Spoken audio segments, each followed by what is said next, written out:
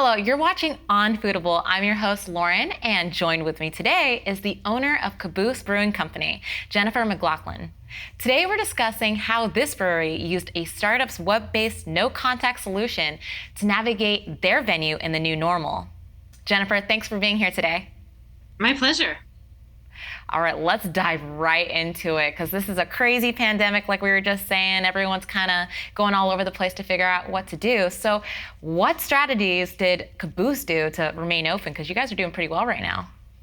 We're doing all right. We are doing all right. So when this all first happened, we probably had a new business plan maybe every day, 2 or 3. Like we went through a lot of business plans trying to figure out where is the world going and how do we fit into this new normal, even though the normal was changing daily. So we reduced our staff. We brought all of our staff. We have 2 locations. We brought all of our staff to 1 location for a while so that we could take all of our best employees, put them all in one place, and really focus on providing good service through all of this. We are a brewery, so that helps. People were coming out for beer, right? And the location we kept open also is a coffee shop. So we're able to have kind of long hours through the day. And we did takeout, Dairy Queen style. We have 2 garage door windows. We opened them up. One was for order here. The other one was for pickup. And we had a line. It was fantastic. Wow. Could you still get your beer and everything while you're waiting for, I guess, your coffee? Could. Yeah. Oh, that's awesome. Yeah, you could. So Vienna, it's pretty small, as I was discussing with you. Has the community kind of really been there for you guys to help support and keep you open? Yes. Everybody's hearts have been open wide, right?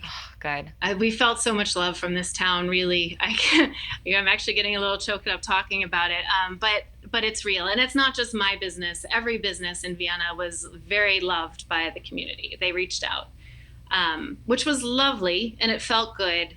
It didn't provide enough revenue for a sustainable business model, though. Oh, yeah, I imagine so. So we're all waiting for everything to kind of clear out because these restaurants and breweries need to open back up the regular way. But you guys are doing something called GoTab. Do you want to explain what that is? Yeah, so GoTab is a system that we put in place when our second location opened almost 2 years ago. And it's a QR code that's sitting on the table, and the guests with their phone can scan the QR code and they get our full menu. And from the full menu, they order everything, and then we bring the food out to their table.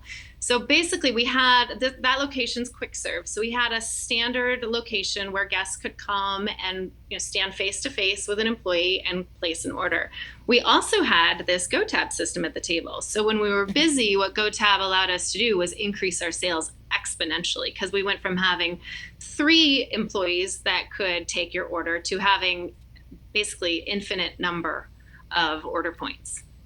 And it's fast. It's really fast. So somebody could place an order for beer and we could really have it to their table in less than a minute.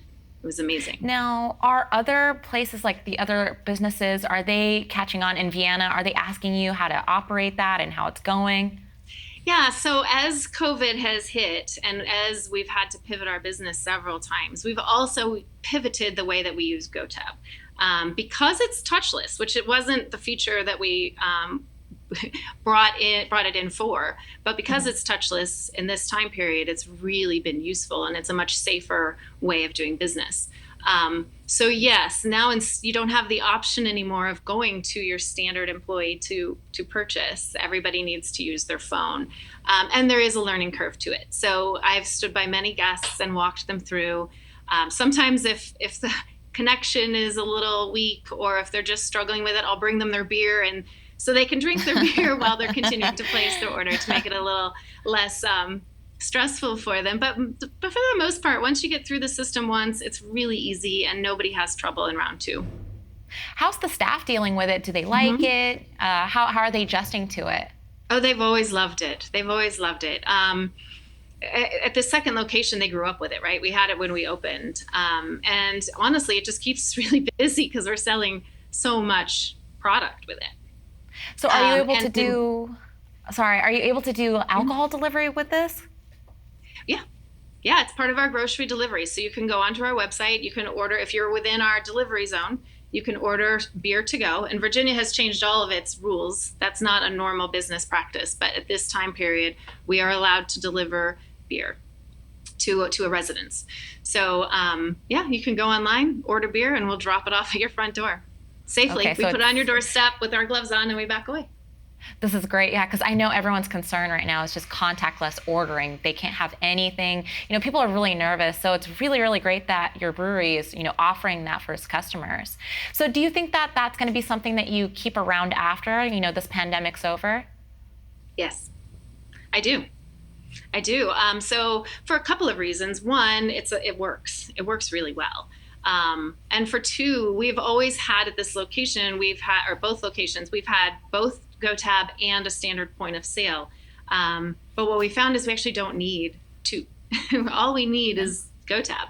So by removing the standard point of sale and going to just one, now all of our data is in one place, which makes it easier for us to analyze our business operations and the health of the business. Oh yeah, everything being combined is a lot easier. It's a big deal. So what are you guys changing with your menu? Because I know that you might not be able to order the same things, because you're not having that same rush. What has changed on your menu since you've been doing this?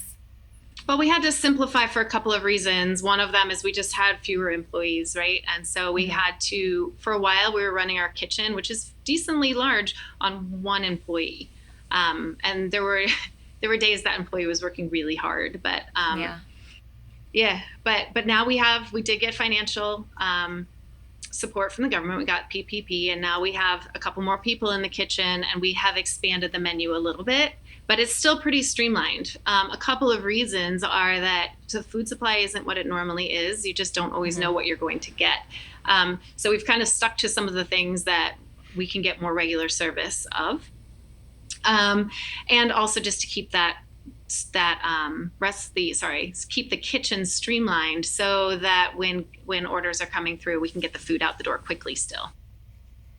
I think this is so great because, this little application is really keeping people at work. It's bringing employees back in because they need to be there. So what kind of grocery offerings did you start recently offering? Yeah, so we have milk, we have eggs, we have toilet paper, we have yeast and flour, all the things that have been hard to find. We have rice, that seems to be a big one now. And we've always had fruit and vegetables as well. Does that help in bring in some extra revenue for you guys? It did, yes. As we're starting to open a little bit, I'm expecting that to start to drop off and not have near as many grocery orders as we had before, which is great. That means that things are returning to normal. That means the food supply is returning to normal. That means everybody feels safe and is safe getting out, and we can start to be normal again. So did GoTab actually come in and offer you guys training? Like, how did you guys learn how to use this new feature? Because a lot of these things, you have to have people come in and train you, and it's a headache. Was it easy? How was the whole situation? So a couple of things. Remember, we've been working with them for a long time. So a lot of their systems we already had in place. They do have training videos on their website, which we've had several new employees come in the last month, and we've sent them all directly to GoTab training. That comes with on their site, and we've had no problems. Our employees are able to catch up really quickly as to what's going on. And I have to say, like, GoTab they are growing with this. And so things are constantly changing, and we've been in touch with them a lot. And there's been some bumps along the road, but they've been really fantastic at smoothing those roads back out again. One more thing I wanted to touch on, just because I think this is a really cool thing. So I feel like GoTab might be protecting employees, because you guys are a brewery. What happens if someone maybe leaves? How are they paying for it, or does it just automatically close? So when a guest signs up, or when they first access the website, they put in their credit card information, or there's Apple Pay, right? So you have to, before you place an order, you have to be fully set up on the system. So if they choose to leave and not close, I mean, you sort of can't. I'll back up a little bit. When you place your order, you pay at the same time. Okay.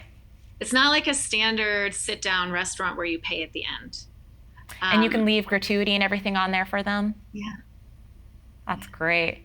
Wow, it's so interesting. Well, I'm really excited for you guys to get back and running up, with this thing clearing out of here. But thank you so much, Jennifer, for stopping in today and really discussing how Caboose Brewing is adjusting to the new normal. My pleasure.